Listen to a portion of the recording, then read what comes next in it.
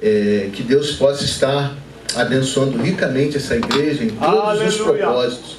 E com certeza, irmãos, Deus tem mudado muitas coisas, muitas situações, e você faz parte desse projeto de Deus. Amém? E eu quero fazer uma oração agora, para que Deus realmente, como o pastor falou, para que eu não venha dar show, para que eu suma e que o Espírito Santo de Deus fale. Porque se eu desse show aqui, ela não ia trazer nenhuma oferta, irmãos. Mas o Espírito Santo de Deus falando, nós vamos receber no nosso coração. Amém? Feche seus olhos. Senhor, meu Deus e meu Pai, esperamos de Ti, Senhor. Precisamos de Ti. Precisamos de Ti porque precisamos nos alimentar e a Tua palavra é alimento. Precisamos ter vida e a Tua palavra é viva e eficaz. Precisamos ter resistência e a Tua palavra não muda, Senhor. Precisamos, ó Deus, andar nos Teus caminhos e a Tua palavra é luz para os nossos pés, lâmpada para os nossos pés, luz para os nossos caminhos. Senhor, por isso fala conosco. Dependemos inteiramente de Ti, tanto para ouvir, para tirar todas as ações malignas da mente, todo o sopro do inimigo. Tu podes fazer isso. Essa pessoa que está impaciente, está inquieta, está pensando no dia de amanhã, Senhor, faça com que ela esteja ligada na Tua palavra nesta hora. E eu, Senhor, pela Tua misericórdia, não de maneira nenhuma pelos meus méritos, porque nada tenho, Senhor, mas pela Tua misericórdia, fala com o Teu povo. Amém. Em nome de Jesus. Amém. Pode se sentar, vamos ler sentado, porque são alguns versículos e em passagens de Atos, pelo menos isso, né, irmãos? Todos eles estão em Atos. Primeiro que nós vamos ler é em Atos, capítulo 8, versículo 26. Se não estiver dando para acompanhar, mas eu acho que vai dar sim. E depois no 36 direto. Todos abriram? Já botou ali? Não, vai botar, né? Atos, capítulo 8, versículo 26, diz assim: E o anjo do Senhor falou a Felipe, dizendo: Levanta-te e vai para o lado do sul, ao caminho que desce de Jerusalém para Gaza, que está deserta. No versículo 36, e indo eles a caminho, chegaram a uma certa água, e disse o eunuco: Eis aqui a água, que impede que eu seja batizado? E disse Felipe: É lícito se creres de todo o coração. E respondendo ele disse: Creio que Jesus Cristo é o Filho de Deus. E mandou parar o carro. E desceram ambos a água, tanto Filipe como o eunuco, e o batizou. E quando saíram da água, o Espírito do Senhor arrebatou a Filipe, e não o viu mais o eunuco. Vamos repetir essa última frase? E jubiloso continuou o seu caminho. De novo. E jubiloso continuou o seu caminho.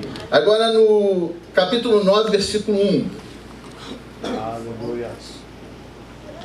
E Saulo, respirando ainda ameaças de morte contra os discípulos do Senhor, dirigiu-se ao sumo sacerdote.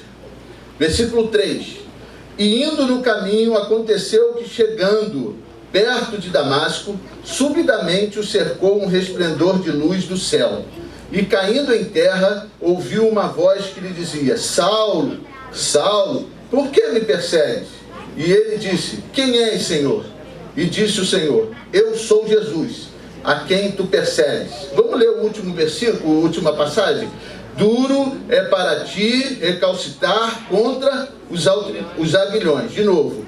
Duro é para ti recalcitar contra os aguilhões. Amém? Agora capítulo 16 de Atos.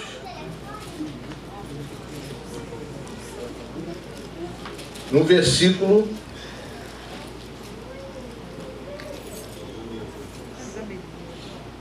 27.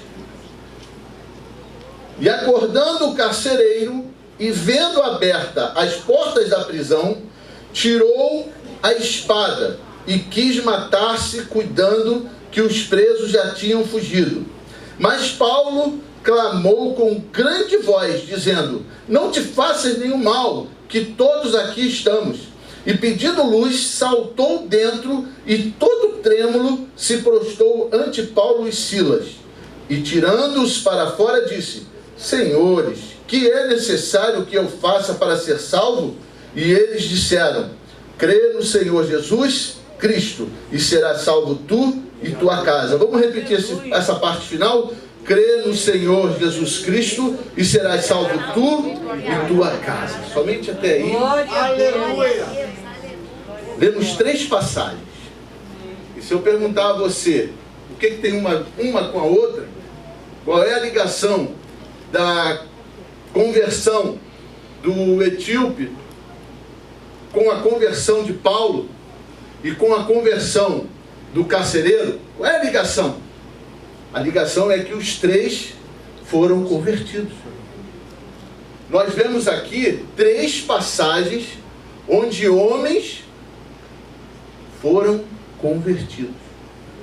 E aí a gente tem que deixar claro que nessas 3 passagens nós não estamos falando de homens convencidos, nós não estamos falando de homens que entraram para a igreja, nós não estamos falando de homens que se dizem de Cristo, nós estamos falando de homens que nasceram de novo, que foram novas criaturas quando tiveram esses encontros particulares. E aí eu quero dizer para você, irmão, que esses 3 exemplos, essas 3 conversões, elas têm uma promessa para as 3, mas elas têm 3 propósitos diferentes. É isso que nós precisamos entender, e eu depois vou ir lá no livro de Números para falar uma coisa sobre promessa e propósito. Todos os 3, tanto o etíope, quanto Paulo, quanto o carcereiro, receberam uma promessa. Qual é a promessa? Salvação, vida eterna, libertação. Esses 3 receberam essa promessa. Agora, o etíope foi jubiloso para o seu caminho. Paulo terminou numa masmorra e com a cabeça decapitada. E o carcereiro terminou salvando a sua casa. Ou seja, irmãos, você tem uma promessa e você tem que crer em Jesus por essa promessa. Você não precisa se preocupar com os planos de Jesus para a sua vida. Não precisa se preocupar com aquilo que Jesus tem até que você chegue na promessa. Você tem que crer que o Senhor Jesus é o meu Senhor e Ele vai um dia cumprir o que está lá em João 11. Aquele que crê em mim não morrerá, e aquele que está vivo... Não, aquele que... Como é que é? Aquele que crê em mim ainda que esteja morto viverá. E quem vive e crê em mim não morrerá. Você tem essa promessa no seu coração? Aleluia! Glória a Deus, eu tenho. Então, todos aqui estão unidos pela promessa de Deus. Agora, irmãos, nós temos propósitos de Deus para as nossas vidas. Talvez você fique jubiloso por estar sentado na igreja, nunca receber nenhum cargo, está ali só trazendo seu dízimo, sua oferta, orações, e ali você tem aquilo que Deus colocou na sua vida. Talvez Deus colocou coisas maiores para você, para o ministério, para a obra. Amém. Amém. É isso que você tem que entender. E hoje você pode ver, tem algumas músicas que dizem que Deus tem promessas. É claro que não é errado falar que Deus tem promessas para você. De um casamento, de uma casa, de um imóvel, não. Mas você tem que entender que a promessa de Deus é salvação. Aleluia! Glória a Deus! E como você encontrou essa salvação? Aleluia, só o Senhor é Deus. Como você encontrou essa salvação? Esses 3 homens tiveram experiências diferentes. O etíope, a Bíblia diz que aquele Felipe estava ali fazendo a obra em Samaria, e quanto mais ele orava, mais pessoas eram curadas. E quanto mais ele impunha as mãos, mais vidas eram salvas. Glória a Deus. Mas ele ali no meio da multidão, o que aconteceu? Jesus falou para ele: sai de Samaria e vai para o caminho, porque lá está deserto. Tem lógica isso, irmãos? Tirar um homem cheio de unção, de realizações em Samaria, para ir para o deserto? Irmãos, aquele homem etíope se converteu porque no coração de Felipe estava a obediência, não estava o orgulho, não estava o ministério, não estava chegar a pastor, porque ele era um diácono, estava a obediência. Irmãos, preste atenção numa coisa: se Deus tem te chamado para obedecer algo que você sabe que tem que ser feito, quero te dizer, lá no final, tu vai encontrar alguém para que ele cumpra o propósito que ele colocou na sua vida. Glória a Deus. Então não se preocupem em você ter propósitos, em você chegar ao ministério, em você chegar ao topo. O Senhor pode te colocar no deserto, mas salvando uma vida. Aleluia. Agora também tem um lado desse etíope, que estava lendo a Bíblia sem entender. E quantas pessoas leem a Bíblia sem entender? Quantas pessoas acham que lendo a Bíblia ou abrindo a Bíblia no Salmo 91 vai estar com Deus? Só que Deus viu o coração, a vontade daquele homem entender. E Ele está vendo o coração e a vontade de muitos homens conhecerem a Deus, terem sede de Deus, a ponto de buscar várias religiões, mas vão estar vazios, vão estar desertos, porque somente o Espírito Santo preencherá essa vida. Aleluia, glória a Deus. Mas teve que mexer numa coisa nesse núcleo. Sabe o que? Felipe chegou do lado dele e disse: entende tu o que lês? E aquele homem, mordomo-mor da rainha de Candêncio, vindo da igreja, vindo do momento de adoração, era uma pessoa que seguia os preceitos do judaísmo. Ele poderia falar, claro, mas ele ali foi humilde, ele ali se submeteu a aprender. Ele ali foi aquele que disse: como eu saberei o que estou lendo, se não tem ninguém que me ensine? Se ele não desse essa resposta, ele não continuaria o seu caminho com júbilo. Ele continuaria o seu caminho deserto. Irmão, quantas pessoas entram na igreja com os seus preconceitos, com as suas avaliações, com a sua religiosidade, e quando começam a ouvir de Jesus, essas pessoas se fecham de tal maneira que é aquela que cai à beira do caminho, que não chega nem a experimentar a sensação de ter uma semente, porque o diabo toma por causa do orgulho.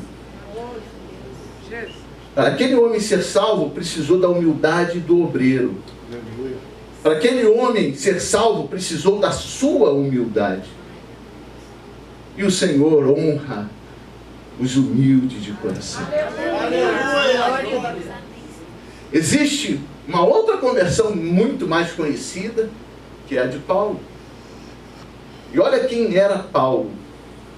Eu ouço muito o Hernandes Dias Lopes, e ele tem uma expressão muito interessante. Ele diz que Paulo era uma fera.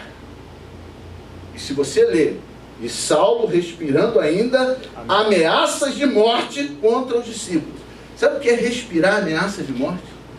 Era se encher de ira contra o Senhor e contra os seus discípulos. E esse homem tinha uma promessa que Cristo queria fazer para ele. Mas muito mais do que essa promessa, Cristo queria usá-lo de maneira poderosa. E ele precisava fazer algo poderoso. Ele precisava agir poderosamente na vida de Paulo, porque jamais Paulo se converteria, porque jamais Paulo seria humilde, porque jamais Paulo ouviria alguém falar de Jesus. Mas aí ele desceu como uma luz e entrou na vida de Paulo de uma forma que só Paulo teve hoje. Que eu possa dizer para você com certeza, essa experiência de ele e Jesus. Por isso que ele é chamado de apóstolo. Ou seja, se Deus tem propósito na sua vida, você pode cair com o rosto em terra, como Paulo fez, mas Deus vai cumprir. Aleluia. Glória a Deus. E olha que coisa interessante, quando Jesus se apresenta: duro é para ti recalcitrar contra os aguilhões. Talvez você ache que Cristo, ele falou uma brincadeira, ironizou Paulo. Não. Eu vou pedir à irmã, se puder, colocar em Eclesiastes 12, 11, que você vai entender por que Cristo falou para Paulo sobre os aguilhões. Vamos ler? Está podendo botar, irmã? Não sei, tá? Eclesiastes 12, versículo 11. Aleluia. E aí você vai entender. As palavras dos sábios são como aguilhões, e como pregos bem fixados as sentenças coligidas, dadas pelo único pastor. Eclesiastes. A palavra dos sábios são aguilhões. Paulo, com aquela juventude toda, tinha um projeto de vida: ser mestre em Israel. Paulo jamais tiraria da sua mente a vontade de ser como seu mestre, Gamaliel. Jamais. Ele tinha ali aquela promessa no seu coração: eu vou ser sábio, porque as minhas palavras vão ser como aguilhões. Eu vou acabar com esses cristãos, mas ele não vai acabar com os meus planos. E aí é por isso que Jesus falou isso: você vai mudar de plano, porque agora você vai seguir os meus planos. Duro é para ti querer ser mestre em Israel, porque você vai ser mestre entre os gentios. Glória a Deus.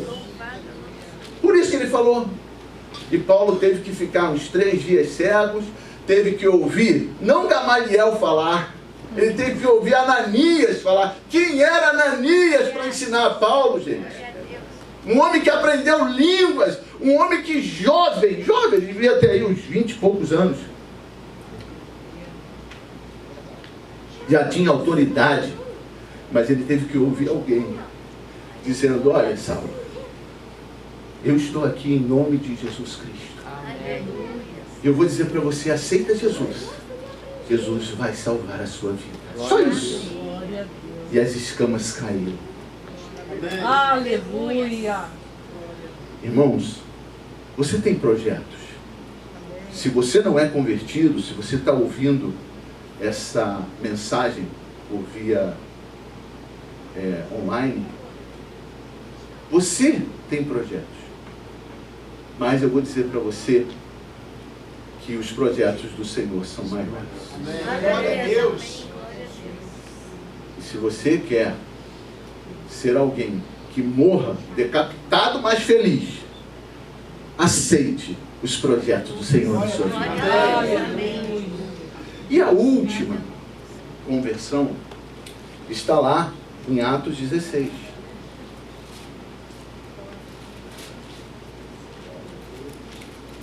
Atos 16, naquele versículo 27. Essa é a história, uma das histórias que eu mais li.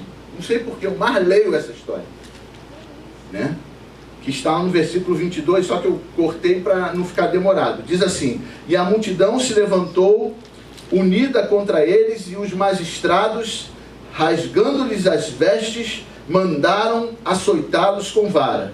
E havendo-lhes dado muitos açoites, os lançaram na prisão, mandando o carcereiro que os guardasse com segurança, o qual, tendo recebido tal ordem, os lançou no cárcere interior e lhes segurou os pés no tronco, E perto da meia-noite, primeiro ponto da conversão desse homem, é na meia-noite, é no escuro, é no tenebroso, que esse homem conhece a Jesus Cristo.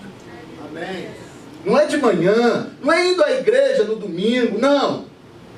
É no escuro, é meia-noite. Quantas pessoas estão passando uma meia-noite na vida? Quantas pessoas estão a ponto de, sabe, se jogar pro nada, porque não sabe nem o que tem na frente? Mas é nesse momento que o Senhor levanta homens e mulheres para dizer: creia no Senhor Jesus e seja salvo. Glória a Deus. E é você que já viu a luz de Cristo que pode ser essa pessoa. E aí, continuando, e de repente sobreveio um tão grande terremoto que os alicerces do cárcere se moveram, e logo se abriram todas as portas, e foram soltas todos, E acordando o carcereiro, e vendo aberta as portas da prisão, tirou a espada e quis matar-se. O segundo ponto dessa conversão: ele ia fazer uma loucura. Ele ia acabar com a sua vida. Só que tem pessoas que fazem e podem estar pensando em fazer loucura, que não é acabar com a sua vida, mas abandonar o seu casamento, vender um imóvel, vender uma empresa, e ali acabar tudo, todos os projetos. Qualquer coisa que seja uma loucura. É a hora de ouvir alguém dizer: o que eles falaram? Não faça. Mas Paulo clamou com grande voz, dizendo: não te faças nenhum mal, que todos aqui estamos. Irmãos, geralmente quem faz uma loucura acha que está sozinho, acha que não tem saída, acha que não tem ninguém para socorrer. E o Espírito Santo de Deus está dizendo hoje para essa pessoa: aleluia, você tem alguém que pode te ajudar. Graças a Deus. Você tem alguém que pode tirar você dessa situação. Você tem alguém para mudar, porque esse alguém é inspirado pelo meu Espírito. Versículo. Mas Paulo clamou com grande voz, dizendo: não te faças nenhum mal, que todos aqui estamos. Preste bem atenção, a loucura que esse homem ia fazer. Ele ia se matar porque todos fugiram. O cárcere de todos se abriram. O problema dele era incrível. Ele ia ser despedido, talvez morto ali pelos seus superiores. O problemão não era um problemão, porque todos ali estavam. Qual é o seu problemão? O seu problemão é você não entender que Deus é maior do que o seu problemão. É você achar que você tem um problemão e esquecer que Deus é maior do que o seu problemão. Esse homem não tinha problemas. Ia se matar por causa de um problema que ele não tinha, irmãos. E aí ele ainda ouviu uma outra coisa. Mas Paulo clamou com grande voz. Versículo 29. E pedindo luz, saltou dentro, e todo trêmulo se prostrou ante Paulo e Silas. Olha a humildade de novo aí. Irmão, não tem conversão sem humildade. Não tem nova vida sem humildade. Não tem. Não tem uma vida com Cristo sem arrependimento. E tirando-os para fora, disse: senhores, que é necessário que eu faça para ser salvo? Outra vez, humildade para aprender. E eles disseram: crê no Senhor Jesus Cristo, e será salvo tu e tua casa. Aleluia. Glória a Jesus. Deus tem planos para as nossas casas. Aleluia. Deus tem planos para os nossos familiares. A promessa da salvação é para ele e para a sua casa. Mas temos que entender Porque ali foi uma profecia de Paulo para aquele carcereiro. E se cumpriu. Toda a sua casa foi salva. Porque senão Paulo era um falso profeta. Agora, a promessa de Deus é para que você seja salvo e leve a palavra de salvação para sua casa. E a palavra de salvação para sua casa vai converter aqueles que se arrependerem e que crerem na tua vida, na tua mudança de vida. Por isso que você não tem que só pregar, você tem que mudar também. Então não pense, eu creio, então a minha casa vai ser salva, já está salva. Não está salva não, você crê, vai lá e muda. Irmão, tem mais 5 minutos? Tem até mais 10. Ah, é? Eu vou contar um testemunho muito rápido. Eu, quando me converti, eu fui o primeiro a me converter na minha casa. Eu me converti numa igreja de libertação. Eu tudo impunha as mãos e expulsava demônio. Eu impunha a mão até na cadeira e expulsava demônio de cadeira. Eu era fanático, entre aspas, eu cria. Mas eu cria de tal forma que as pessoas olhavam para mim e diziam, esse cara é fanático, maluco. Na minha casa, eu fui ridicularizado. Só que um dia, e ninguém acreditava em mim, né? Expulsava demônio de todo mundo lá em casa. Ninguém gostava. Mas teve um dia que, com uma crise de asma, minha sobrinha, que hoje deve ter uns 30 anos, 28 anos, sei lá. Ela tinha 2 anos. A mãe já tinha levado para o hospital, já tinha trazido com febre alta. Aí foi aí que Deus usou a minha fé. Não foi com tolice, foi com a coisa certa. Eu falei, Lúcia, posso orar por ela? Ela não tinha muita escolha, né? A menina estava morrendo. Pode. Isso era num domingo, 2 horas da tarde. Eu impus as mãos sobre a vida dessa criança. E ela ainda com febre. Eu falei, em nome de Jesus, Senhor, tira todo o mal dessa filha. Em nome de Jesus, cura. E fui dormir, porque eu chegava do trabalho, ia dormir até umas 5 horas na hora de ir para a igreja. Eu não deixava de ir para a igreja, né? O cristão novo não deixa para a igreja. Hoje eu não sei o que acontece, que leva um tempão, mas na hora que você se converte, não tem jeito, é a igreja todo dia. Aí, eu acordei, fui me arrumar, Lúcia, Flávio, olha a Tamara, sem febre e dormindo igual um anjinho. Glória a Deus. Deus Aí eu falei assim, vivo. Lúcia, isso é Deus. Vamos na igreja hoje. E ela, vamos. Glória a Deus. Pegou a criança boa e foi para a igreja. Glória. Quando chegou na igreja, pastor de libertação. Não vou falar igreja não, eu tenho muito respeito por ela, mas infelizmente a gente precisa conhecer o alicerce, a palavra mesmo, mas ele foi. E quando ele chegou ali, para orar as pessoas, ela foi. E na hora, só deu tempo de eu pegar a criança e ela se manifestou um demônio. Um demônio que deu trabalho para o pastor. Mas ele estava, na verdade, saindo da minha casa. Graças a Deus. Porque quando ela chegou em casa, ela ligou para todos os meus irmãos. Ele não é fanático não. Eu tive a experiência que ele teve. Aceita Jesus como Senhor e Salvador da vida de você. E toda a minha família, na parte de irmãos, né, de cunhados, todos ali foram salvos. Aleluia. Glória a Deus. Então, irmãos, esse é o testemunho que eu tenho para você. Na hora certa, impõe as mãos, com fé, que Deus vai fazer o propósito da cura para salvar a vida. Não é para você ouvir, que eu até agradeço a irmã, deu show, não! Pelo amor de Deus! A irmã também ali falou, você foi usado, amém, graças a Deus. Ser usado é bom, porque senão que a gente é vaso. Mas eu vou dizer para você, irmão, Deus tem planos na sua vida e uma promessa que não vai sair, porque Ele colocou o Espírito Santo cravado, entrando no seu coração, e o Espírito Santo já selou a tua vida com a promessa de Deus. Só falta você ouvir os propósitos que Ele tem para a sua vida. Para terminar, irmãos, eu quero falar, eu não vou ler não para não complicar.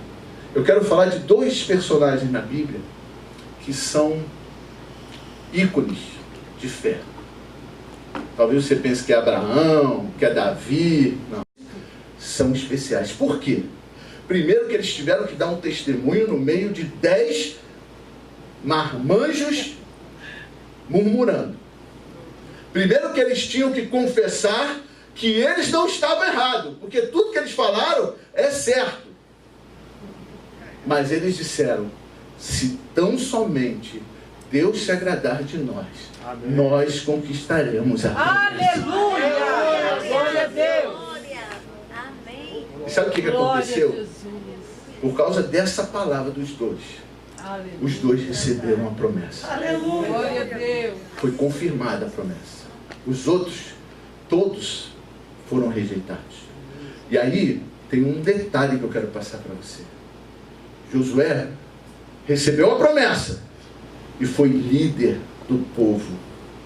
Teve todo o holofote voltado para ele. Caim recebeu a promessa e foi anônimo no povo. Não se ouve falar de Caim até que ele entre na terra prometida. Talvez você fosse chamado para ser um líder conhecido.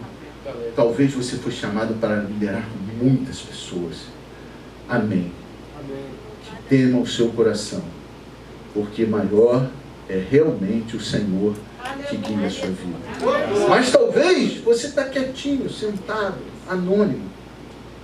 Mas um dia você vai poder bater com fé, você vai poder sentir que Deus está honrando aquela promessa. Foi assim que Caleb fez.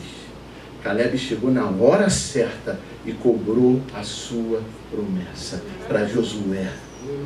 E olha, ele cobrou com o próprio testemunho, né? Não tinha nem como Josué falar, vamos ver nos livros se isso é verdade. Não. Ele cobrou com o próprio testemunho. Veja como Deus é bom. A promessa do Senhor se cumpre, porque Ele faz caminhos para quando você chegar na grande promessa, não ter o acusador para dizer que você não tem direito. Aleluia. Foi assim que Caleb fez. Caleb pegou a promessa, não foi levantado a nada, não foi falado, citado o nome dele, até que ele entre na promessa. Por quê? Porque os propósitos de Deus são maiores do que os nossos propósitos. Glória a Deus. Já Josué levantou os olhos e olha que povo trabalhoso, olha que povo rebelde, mas ele cumpriu a promessa da mesma forma. Ele cumpriu os propósitos da mesma forma e entrou na promessa. Vamos ficar de pé em nome de Jesus? Eu queria que você meditasse na sua conversão. O dia que você encontrou a Cristo, você teve humildade para aprender? Se não, eu fui aceitando, fui levando, fui levantado a isso, levantado aqui, mas não tenho muito conhecimento não. Comece a ler, comece a estudar, comece a aprender, porque você precisa aprender aquilo que Deus tem para a tua vida. Glória a Jesus. E está na palavra de Deus. Você teve humildade? Você se arrependeu? Você abandonou as coisas do mundo? Você despreza o que o mundo te dá? Ah, não, mas eu ainda estou com a minha cervejinha, eu ainda estou com a minha, minha farrinha. No carnaval eu tiro férias da igreja e vou para o... Caramba, pelo amor de Deus, não se iluda. Não se iluda. Porque Cristo quer homens e mulheres convertidos. Eu quero orar nessa hora. Para você que está em casa, que tem uma vida dupla com Deus, entrega todo o teu caminho ao Senhor. Grande é o Senhor. E Ele fará maravilhas na sua vida. E aceite verdadeiramente Cristo. Cristo com a única promessa que vale a pena ter em primeiro lugar no seu coração. A promessa da vida eterna. Aleluia. Senhor, meu Deus e meu Pai, estou aqui, Senhor. O meu irmão ouviu essa palavra. Glórias ao teu nome. O meu irmão que está vivendo propósitos na sua vida. Glória a Deus. Está vivendo dificuldades, talvez. Está vivendo lutas. Está vivendo batalhas. Mas a alegria não pode sair do seu coração, porque a promessa é certa. Aleluia. Senhor, e essa pessoa que está precisando ter essa promessa confirmada, ó Deus, toca com o teu Espírito e faz essa pessoa confessar que só Cristo salva, só Cristo liberta, e só Cristo é o elo entre o homem e Deus, e ele vai ser salvo pela fé, em nome de Jesus. A igreja diz assim para mim: Senhor meu Deus, eu te agradeço, eu te louvo, eu engrandeço o teu nome pela tua promessa na minha vida, porque ela vai se cumprir, e eu me submeto pelos seus propósitos na minha vida, para que sejam feitos conforme a tua vontade, em nome de Jesus. Vamos dar uma salva de palmas, Senhor.